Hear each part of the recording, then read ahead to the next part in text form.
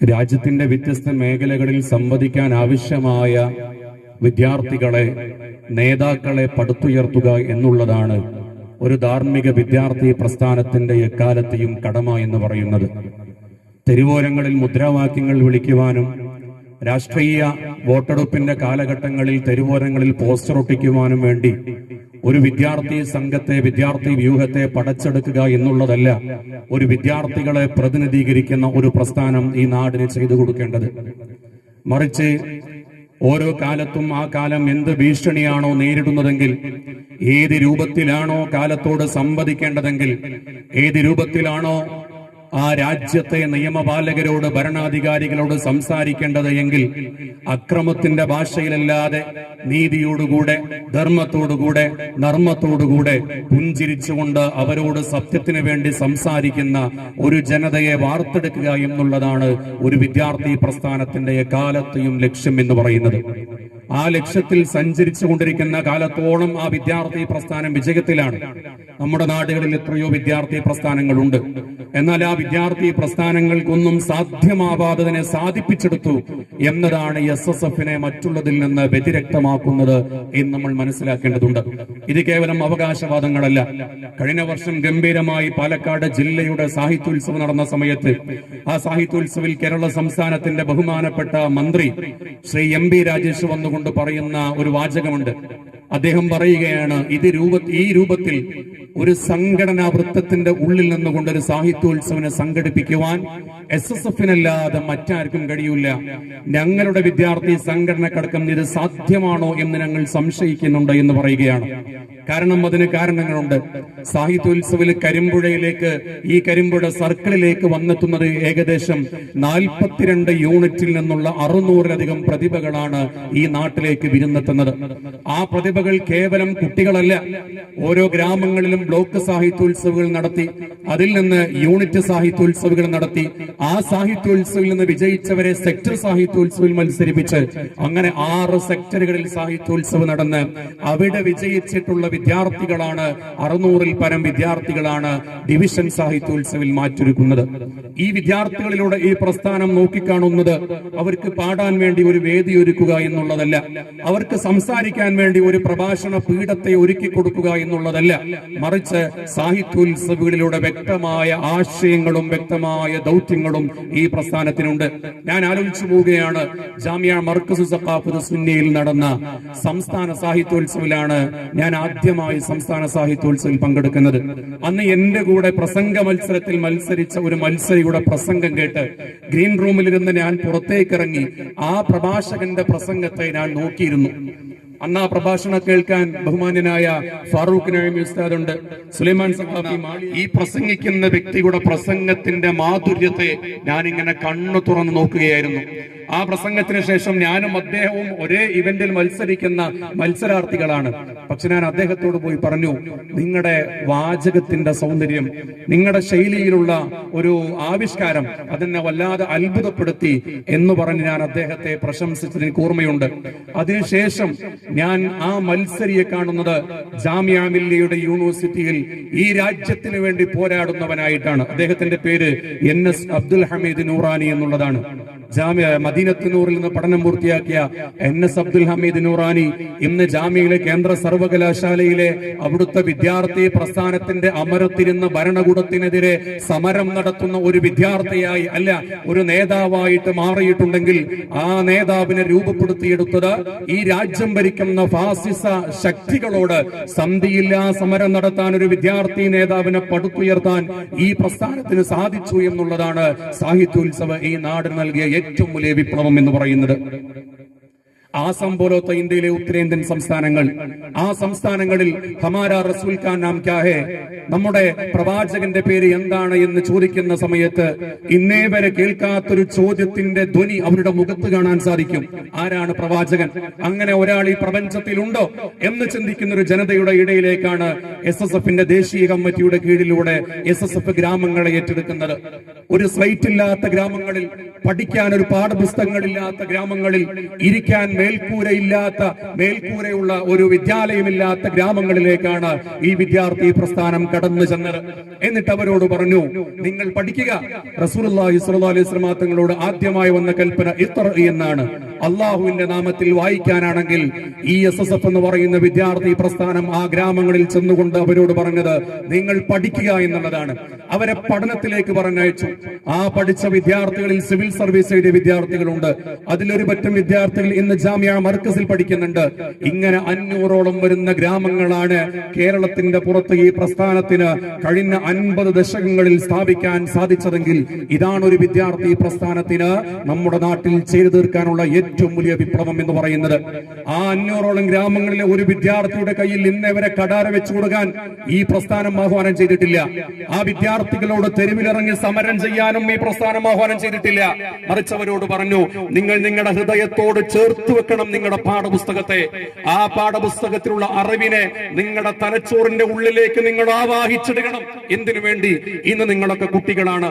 ഇന്ന് നിങ്ങളുടെ പ്രായം 11, 12, 13 വയസ്സുകളാണെങ്കിൽ 10, 15 വർഷങ്ങൾക്ക് ശേഷം ഈ രാജ്യത്തിന്റെ വോട്ട് ബാങ്കിലേക്ക് 18 തികഞ്ഞുകൊണ്ട് വോട്ടിന് വേണ്ടി ഇറങ്ങേണ്ടവര് ഈ വിദ്യാർത്ഥികളാണ്. ആ വിദ്യാർത്ഥികളുടെ ഇടയിലേക്ക് ഭീഷണിയുടെ സ്വരത്തെ വില പോവാൻ പാടില്ല. അവരുടെ ഇടയിൽ ചെന്നുകൊണ്ട് നിങ്ങളുടെ വീട് ഞങ്ങൾ കത്തിക്കും, നിങ്ങളുടെ നാട് ഞങ്ങൾ കത്തിക്കും, അതുകൊണ്ട് നിങ്ങൾ ഫാസിസ ശക്തികൾക്ക് വോട്ട് ചെയ്യണം എന്ന് പറയുന്ന സമയത്ത് തലച്ചോറിന്റെ ഉള്ളിൽ ആൾതാമസമുള്ള ഒരു ജനതയെ വാർത്തെടുക്കുകയാണ് ഈ വിദ്യാർത്ഥി പ്രസ്ഥാനം. ആ പ്രസ്ഥാനത്തിൽ പങ്കെടുക്കുന്ന വിദ്യാർത്ഥികൾ ഇന്ന് ചെറിയ ഗ്രാമങ്ങളിൽ പഠിക്കുന്ന, മദ്രസയിൽ പഠിക്കുന്ന, LP പ്രൈമറിയിൽ പഠിക്കുന്ന വിദ്യാർത്ഥികൾ നാളെയുടെ വാക്താക്കളാകുന്ന സമയത്ത് നെഞ്ചുറപ്പോടെ നേരിന്റെ നിന്നുകൊണ്ട് അവർ പറയും, ഇല്ല, ഞങ്ങൾ ഫാസിസത്തോട് സന്ധിയില്ല സമരം ചെയ്യാൻ വേണ്ടി പടച്ചെടുക്കപ്പെട്ടിട്ടുള്ളവരാണ്, ഞങ്ങൾ ഈ രാജ്യത്തിന്റെ മതേതരത്തെ കാത്തു സൂക്ഷിക്കാൻ വേണ്ടി തയ്യാറായിട്ടുള്ളവരാണ് എന്നവർ വിളിച്ചു പറയുന്നതായിട്ട് കാണാം. അങ്ങനെ ദീർഘവീക്ഷണമുള്ള ഒരു സമുദായത്തെയാണ് SSF പടുത്തുയർത്തിയത്. എല്ലാ കാലത്തും ഇസ്ലാം നോക്കിയതും ഈ ദീർഘവീക്ഷണത്തോടെയുള്ള സമുദായത്തെയാണ്. നിങ്ങൾക്കറിയില്ലേ, നിന്റെ സഹോദരന്റെ മുഖത്തു നോക്കി നീ പുഞ്ചിരിക്കുന്നത് ധർമ്മമാണ് എന്ന് പറഞ്ഞ് പുഞ്ചിരിയെ ഇസ്ലാം പ്രോത്സാഹിപ്പിച്ചത് എന്തിനു വേണ്ടിയിട്ടാണ്? ആ പുഞ്ചിരിയിലൂടെ നാളത്തെ പിണക്കങ്ങൾ മാറ്റാം. ഇന്ന് പിണക്കത്തിലാണെങ്കിൽ നാളെ കൂട്ടുകാരായി തീരും. കാരണം നാളെയുടെ ലോകത്തെ, നാളെയുടെ ഒരു കാലത്തെ സൗഹൃദാന്തരീക്ഷത്തിൽ സൃഷ്ടിക്കാൻ ആ പുഞ്ചിരിക്ക് സാധിക്കും എന്നുള്ളത് കൊണ്ട് തന്നെയാണത്. ഇത്തരത്തിൽ എല്ലാ കാര്യങ്ങളിലും ഇസ്ലാം ദീർഘവീക്ഷണത്തോടു കൂടിയാണ് അവരെയെല്ലാം തിരഞ്ഞെടുത്തത് എന്ന് നമ്മൾ മനസ്സിലാക്കണം. ഈ ഒരു വിപ്ലവത്തെയാണ് സാഹിത്യോത്സവിലൂടെ SSF വാർത്തെടുക്കുന്നത്. കഴിഞ്ഞ 2 ദേശീയ സാഹിത്യോത്സവങ്ങൾ നടന്നു. ഒന്ന് ഗുജറാത്തിലാണ് നടന്നത്. ആ 2 സാഹിത്യോത്സവം നിങ്ങൾ ആലോചിച്ച് നോക്കണം. ഗുജറാത്ത് എന്ന് പറയുന്ന മണ്ണ് നമുക്കറിയാം, ഗുജറാത്ത് കലാപത്തിന്റെ ചോരയുടെ മണം ഇപ്പോഴും നമുക്ക് ശ്വസിക്കാൻ കഴിയുന്ന മണ്ണാണ് ഗുജറാത്തിന്റെ മണ്ണ്. ആ മണ്ണിൽ ചെന്നുകൊണ്ടാണ് ഇന്നേ വരെ ഒരു സ്റ്റേജിൽ കയറിക്കൊണ്ട് പാട്ടുപാടാൻ കഴിയും എന്ന് സ്വപ്നത്തിൽ പോലും ചിന്തിക്കാത്ത മക്കളാണ് അവിടെ വേദിയിൽ കയറി പാട്ടുപാടിയത്. അവർ പ്രസംഗിച്ചത് ഈ രാജ്യത്തിന്റെ മതേതരത്വത്തിന് വേണ്ടി അവർ ശബ്ദമുയർത്തിയത്. കാശ്മീരിന്റെ തെരുവോരങ്ങളിലെ പ്രിയപ്പെട്ട മക്കൾ, വെടിയൊച്ചകൾ കേട്ടിരുന്ന പ്രിയപ്പെട്ട ബാല്യങ്ങൾ ഇന്ന് സാഹിത്യോത്സവിലെ പ്രതിഭകളാണ്. ഒരു വർഷം ജമ്മു കാശ്മീരാണ് വിജയികളായത്. 31 വർഷമായി സാഹിത്യോത്സവം നടത്തുന്ന SSF ഇന്നേ വരെ 1ഓ 2ഓ സ്ഥാനത്തേക്ക് എത്തിയില്ല. കേരള ഘടകം 1ഓ 2ഓ സ്ഥാനത്തേക്ക് എത്തിയില്ല. അതിന്റെ അർത്ഥം കഴിവുള്ളവരായ എത്രയോ പ്രതിഭകൾ ഉത്തരേന്ത്യൻ സംസ്ഥാനങ്ങളിൽ നിന്നുമുണ്ട്. അവിടെ പ്രതീക്ഷയറ്റിട്ടില്ല. ഈ രാജ്യം ഫാസിസത്തിലേക്ക് അറുതി വീണിട്ടില്ല. ഇനിയും ഈ രാജ്യത്തിന് ഒരു തിരിച്ചുവരവുണ്ട് എന്ന് പറയാതെ കാണിച്ചു തരികയാണ് SSF എന്ന് പറയുന്ന വിദ്യാർത്ഥി പ്രസ്ഥാനം. നമ്മൾ നോക്കിക്കാണേണ്ടത് ഇന്നത്തേക്കല്ലല്ലോ, നമ്മൾ നോക്കിക്കാണേണ്ടത് നാളത്തെ സമുദായത്തിനല്ലേ. ഒരു പ്രിയപ്പെട്ട ബാപ്പ ജീവിച്ചിരിക്കുന്ന സമയത്ത് അദ്ദേഹത്തിന്റെ ഏറ്റവും വലിയ വിലാപം എന്ന് പറയുന്നത്, എനിക്ക് ശേഷം എന്റെ മക്കൾ എങ്ങനെയായിരിക്കും. ഒരു നേതാവിനെ സംബന്ധിച്ചിടത്തോളം അദ്ദേഹത്തിന്റെ ഏറ്റവും വലിയ ആവലാതി, എനിക്ക് ശേഷം എന്റെ പ്രസ്ഥാനത്തെ, എന്റെ പാർട്ടിയെ, എന്റെ സംഘടനയെ ആര് നയിക്കും എന്നുള്ളതാണ്. ദീർഘവീക്ഷണത്തോടു കൂടെയുള്ള ഒരു ആവലാതിയാണത്. ആ അവലാതിക്ക് മറുപടിയാണ് നാളെയുടെ സമുദായത്തെ പടച്ചെടുക്കുക, നാളെയുടെ സമുദായത്തെ സൃഷ്ടിച്ചെടുക്കുക എന്ന് പറയുന്നത്. അങ്ങനെയുള്ളവരെയാണ് സാഹിത്യോത്സവിലൂടെ SSF വളർത്തിയെടുക്കുന്നത്. സാഹിത്യോത്സവിലൂടെ പാട്ടുപാടാനല്ല പഠിപ്പിക്കുന്നത്, മറിച്ച് നന്മയുടെ പാട്ട് എങ്ങനെ പാടണം എന്നാണ് പഠിപ്പിക്കുന്നത്. പ്രസംഗിക്കാനല്ല പഠിപ്പിക്കുന്നത്, മറിച്ച് നന്മയുടെ വാചകങ്ങൾ എങ്ങനെയാണ് ഒരു ഹൃദയത്തിൽ നിന്ന് മറ്റൊരു ഹൃദയത്തിലേക്ക് പ്രഹരിക്കാൻ കഴിയുക എന്നുള്ളതാണ് സാഹിത്യോത്സവിലൂടെ പഠിപ്പിക്കുന്നത്. അത്തരത്തിലുള്ള ജനതയെയാണ് ഓരോ സാഹിത്യോത്സവങ്ങളും വാർത്തെടുക്കുന്നത്. NRC സമരം നടന്ന സമയത്ത്, പൗരത്വ ബില്ലുമായി നടന്ന സമയങ്ങളിൽ SSFകാരായ എത്രയെത്ര പ്രതിഭകളാണ് തെരുവോരങ്ങളിൽ നിന്നുകൊണ്ട് സംസാരിച്ചത്. രാഷ്ട്രീയ പാർട്ടിക്കാരടക്കം SSFന്റെ ഓഫീസുകളിലേക്ക് വിളിച്ചു. എന്തിനു വേണ്ടി? ആധികാരികമായി ഈ വിഷയത്തെ കുറിച്ച് സംസാരിക്കാൻ ഇന്ന് കഴിയുന്നത് SSFകാർക്ക് വേണം. അതുകൊണ്ട് SSFകാരൻ ഞങ്ങൾക്ക് വേണം. രാഷ്ട്രീയ വേദികളിൽ SSFകാരൻ നിറഞ്ഞു നിന്നു. ഇന്ന് രാജ്യത്തിന്റെ യശസ് ഉയർത്തിപ്പിടിക്കുന്നതിൽ SSFകാരന്റെ പങ്ക് എവിടെയാണ്? എന്റെ പ്രിയമുള്ളവരെ, ഇന്ന് കേരളത്തിൽ അറിയപ്പെട്ട എത്രയോ പ്രഭാഷകർ, ഡോക്ടർ ഫാറൂഖ് നഈമി ഉസ്താദ് ഉണ്ട്, അഭിമന്യരായ കൊളത്തൂർ ഉസ്താദ് ഉണ്ട്, സുലൈമാൻ സഖാഫി മാളിയേക്കൽ ഉസ്താദ് ഉണ്ട്, CN സാറുണ്ട്, മജീദ് അരിയല്ലൂർ സാറുണ്ട്. ഇങ്ങനെ എത്ര പ്രഭാഷകരാണ് സാഹിത്യോത്സവിന്റെ വേദികളിൽ നിന്ന് നന്മയുടെ ലോകത്തേക്ക് ഒരു ജനതയെ കൈപിടിച്ചുയർത്തിയത് എന്ന് നമ്മൾ ചിന്തിക്കണം. അതുകൊണ്ട് സാഹിത്യോത്സവം എന്ന് പറയുന്നതാണ് ഇന്ന് നമ്മൾ ചെയ്യുന്ന ഏറ്റവും വലിയ ദീനിന്റെ പ്രവർത്തനം എന്ന് നമ്മൾ മനസ്സിലാക്കണം. ഒന്നും കാണാതെ SSF സാഹിത്യോത്സവിലേക്ക് ഇറങ്ങിത്തിരിക്കൂല. സാഹിത്യോത്സവിലൂടെ നമ്മൾ സ്വപ്നം കാണുന്നത് നാളത്തെ നേതൃത്വത്തെയാണ്, നാളത്തെ പ്രഭാഷകരെയാണ്, നാളെ പള്ളികളുടെ ഇമാമുമാരെയാണ്. ഇസ്ലാം പഠിപ്പിക്കുന്നുണ്ടല്ലോ, നാളെ ചോദ്യം ചെയ്യപ്പെടുന്ന ഖത്തീബുമാരെ പഠിപ്പിക്കുന്നുണ്ട്. നാളെ ചോദ്യം ചെയ്യുന്ന പള്ളിയിലെ ഇമാമുമാരെ കുറിച്ച് പറയുന്നുണ്ട്. ആരാണ് അവര്? അവസരത്തിന് വേണ്ടി, തന്റെ കീശ നിറക്കുന്നതിന് വേണ്ടി, വ്യക്തിപരമായ താല്പര്യങ്ങൾക്ക് വേണ്ടി മതത്തിന്റെ ചിഹ്നങ്ങളെ വളച്ചൊടിച്ചുകൊണ്ട് സമ്പന്നരോടുകൂടെ നിൽക്കുന്ന ഒരു വിഭാഗം ഇവിടെ ഉടലെടുത്തു കഴിഞ്ഞാൽ അവരെ നിങ്ങൾ ഭയക്കണം, ആ പണ്ഡിതരെ നിങ്ങൾ ഭയക്കണം എന്ന് ഇസ്ലാം പഠിപ്പിക്കുന്നുണ്ട്. അവിടെയാണ് പള്ളിയുടെ മിമ്പറിന്റെ മുന്നിൽ നിന്നുകൊണ്ട് ആർജവത്തോടുകൂടി സുന്നത്ത് ജമാഅത്ത് പറയാൻ കഴിയുന്ന, നാടിന്റെ മുഖ്യധാരയിൽ ഇറങ്ങിക്കൊണ്ട് പ്രസ്ഥാനത്തിന് നേതൃത്വം കൊടുക്കാൻ കഴിയുന്ന, സുന്നത്ത് ജമാഅത്തിലേക്ക് വഹാബിസത്തെ കയറ്റിക്കൂട്ടാതെ സത്യത്തിന് വേണ്ടി സംസാരിക്കാൻ കഴിയുന്ന ഖത്തീബുമാരെ, പള്ളിയിലെ ഇമാമുമാരെ വാർത്തെടുക്കാൻ ഈ SSFന് സാധ്യമായിട്ടുണ്ട്. ഇങ്ങനെ എത്രയെത്ര മേഖലയിലാണ് ഈ വിദ്യാർത്ഥി പ്രസ്ഥാനം വന്നെത്തിയിട്ടുള്ളത്. അതുകൊണ്ട് എന്റെ പ്രിയപ്പെട്ടവരെ, നമ്മുടെ നാട്ടിലേക്ക് വിരുന്നെത്തുന്ന അതിഥികൾ ഇന്ന് നമ്മുടെ കണ്ണിൽ ചെറിയ മക്കളാണ്, അവർ ചെറിയ കുട്ടികളാണ്. പക്ഷേ 10-15 വർഷങ്ങൾക്ക് ശേഷം ഈ രാജ്യത്തിന് വേണ്ടി സംസാരിക്കേണ്ടത് അവരാണ്. അന്ന് ഇവർക്ക് വളരേണ്ട പ്രായത്തിൽ ഒരു വളരേണ്ട പശ്ചാത്തലം ഞങ്ങളുടെ മുൻഗാമികൾ ഞങ്ങൾക്ക് ഒരുക്കി തന്നിട്ടില്ല എന്നൊരിക്കലും അവർ സങ്കടം പറയാൻ പാടില്ല.